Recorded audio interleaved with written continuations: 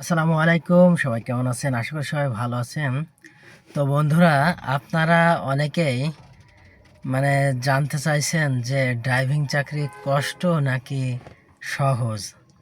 তো আমি সহজেই বলবো যে ড্রাইভিং চাকরি কিন্তু আসলে এক পক্ষে সহজ আর এক পক্ষে অনেক কঠিন। তো যেমনটি আপনার দেখেন, কোনো ভারী বোঝা বহন করা লাগে না, কোনো মনে করেন যে আপনার কাজ করা লাগে না, এই ইত্যাদি ইত্যাদি আর কি। আর এক পক্ষে কঠিন বলবো কেন, আপনার আপনার ছুটি ঠিক মতো দিবে না, ফ্যামিলি ভালো করে সময় দিতে পারবেন না। দুই আপনার ডিউটির কোনো নির্দিষ্ট টাইম থাকবে না। আপনার ওয়েট করতে করতে করতে আপনার এত পরিমাণ ধৈর্য লাগবে যে আপনি ধৈর্য হারা হলে হবে না। এটা হচ্ছে ড্রাইভিং চাকরি। এটাই আপনার সবচাইতে কঠিন কাজ, আপনার ধৈর্য।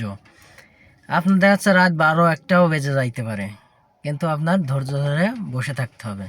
কারণ এটাই, কারণ আপনি এখানে চাকরি করেন, আপনার কোনো টাইম টেবল এবং শিডিউল নাই। আপনার যখন ডিউটির টাইম হবে তখনই আপনাকে ডিউটিতে আসতে হবে, কিন্তু যখন আপনার যাওয়ার টাইম হবে, যাওয়ার কোনো টাইম নাই। আপনার যখন কাজ শেষ হবে তখন আপনাকে বলে দিবে, তখন আপনি চলে যাবেন। এটাই তো কষ্ট।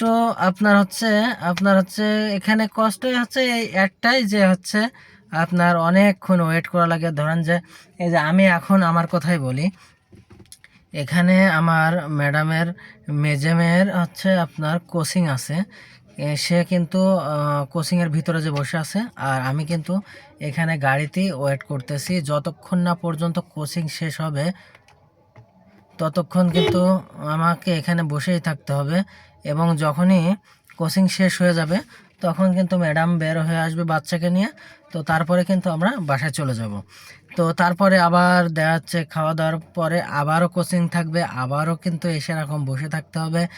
তো তারপরে আবারও চলে যেতে হবে স্কুল, কোচিং, এইগুলা। এবং মার্কেটে যে দেখা যাচ্ছে, মার্কেটে সকালে গেল, দেখা যাচ্ছে দুপুরবেলা কিংবা রাত্রে এসে আপনার মার্কেট থেকে বের হলো। এই যে এতক্ষণ টাইম আপনাকে বসেই থাকতে হবে। হ্যাঁ, এই বসে থাকাটাই সবচাইতে বেশি কষ্টের কাজ, আর এটাই আপনাকে ধৈর্য ধরে থাকতে হবে।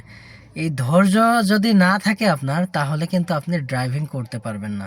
আর সবচাইতে খারাপ লাগে একটা বিষয়, সেটা ফ্যামিলির একেবারে সময় দিতে পারি না।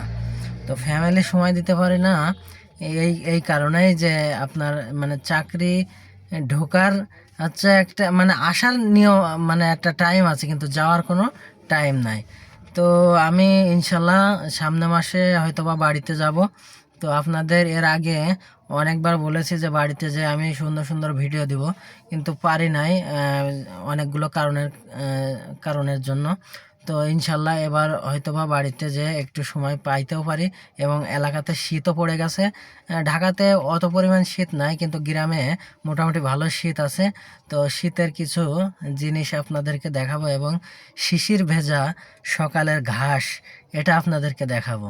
তো ইনশাল্লাহ দোয়া করবেন, আর আমি যেন সুন্দরভাবে বাড়ি পৌঁছাইতে পারি। আর এর মধ্যে তো আপনাদের ভিডিও দিতেই থাকবো। তো ভালো থাকবেন, সুস্থ থাকবেন। আল্লাহ হাফেজ।